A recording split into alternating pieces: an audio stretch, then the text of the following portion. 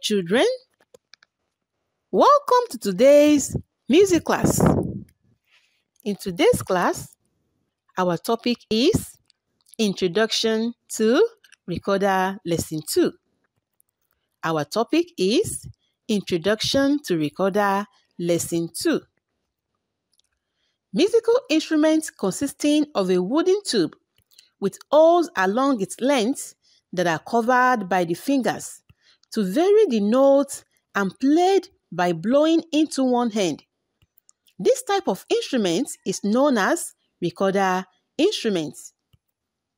Historically, recorders were used to play vocal music and parts written for other instruments or for a general instrument.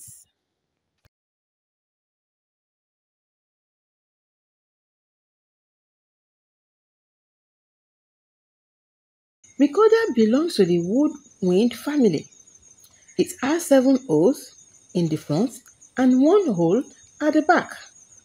Types of recorder: descant recorder, soprano recorder, alto recorder, tenor recorder, baritone recorder, and bass recorder.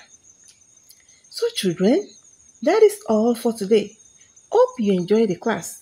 See you in the next class. Subscribe to this channel, like and turn on the notification button for more videos like this.